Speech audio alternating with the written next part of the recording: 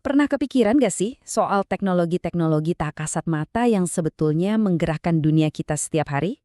Nah, di balik layar, di dalam mesin-mesin di sekitar kita, ada loh pahlawan tanpa tanda jasa yang bikin semuanya berjalan. Hari ini kita bakal bongkar salah satunya, saklar tersembunyi yang disebut relay. Coba deh bayangin ini. Anda putar kunci mobil, atau mungkin cuma pencet tombol start. Cuma ada bunyi klik kecil. Tahu-tahu, mesin yang beratnya ratusan kilo itu langsung menyala. Gimana ceritanya? Sinyal sekecil itu bisa ngendaliin kekuatan sebesar itu. Nah, ini dia misterinya. Jawabannya ada di sebuah perangkat pintar yang jadi perantara. Anggap aja dia ini kayak saklar otomatis yang kerjanya di belakang panggung. Dia nerima perintah kecil, terus ngelaksanain perintah itu dalam skala yang jauh lebih besar. Nama resmi alat ini adalah relay. Ya, ini memang saklar, tapi bukan saklar biasa. Soalnya dia nggak diaktifkan sama jari kita, tapi sama kekuatan goib. Bukan, tapi kekuatan elektromagnetisme. Analogi paling gampangnya, anggap aja ini remote control, tapi buat arus listrik yang gede. Oke, remote control untuk listrik? Kedengarannya keren juga ya, tapi gimana sih cara kerjanya? Nah, untuk tahu itu kita harus bedah dulu isinya. Yuk, kita lihat ada apa aja di dalamnya. Pada dasarnya, sebuah relay itu cuma punya dua bagian penting. Yang pertama itu coil atau kumparan, ini kita sebut aja otaknya, terus yang kedua itu kontak. Nah, ini ototnya, bagian yang beneran kerja berat. Nah, jeniusnya tuh di sini. Di dalam relay ada dua dunia yang benar-benar terpisah. Ada sirkuit kontrol yang cuma butuh arus listrik seuprit buat ngasih perintah ke otak relay, yaitu si coil. Di sisi lain, ada sirkuit beban. Ini tempat ototnya bekerja, yang nanganin arus listrik raksasa buat nyalangin mesin. Keduanya ini terisolasi total, jadi yang satu bisa dengan aman ngontrol yang lainnya.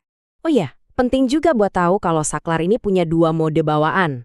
Ada yang namanya normally open atau NO, artinya saklarnya itu normalnya mati atau terbuka sampai nanti dikasih perintah. Sebaliknya, ada normally closed atau NC, yang normalnya justru nyala atau tersambung sampai disuruh mati. Nah, si relay inilah yang tugasnya ngebolak-balikin keadaan itu. Jadi, gimana caranya sinyal kecil tadi bisa menggerakkan saklar yang kuat? Jawabannya adalah keajaiban fisika yang sebenarnya udah kita kenal semua, magnetisme.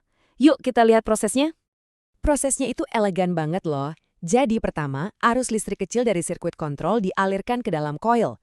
Kedua, arus ini langsung mengubah si coil jadi elektromagnet sementara yang menciptakan medan magnet di sekelilingnya. Nah, yang ketiga, kekuatan magnet inilah yang narik tuas logam di bagian kontak, maksa dia buat pindah dari posisi normalnya, entah itu dari kebuka jadi ketutup atau sebaliknya. Jadi kalau kita sederhanakan, rumusnya cuma ini. Arus menciptakan medan magnet dan medan magnet menghasilkan aksi atau gerakan. Udah, sesimpel itu.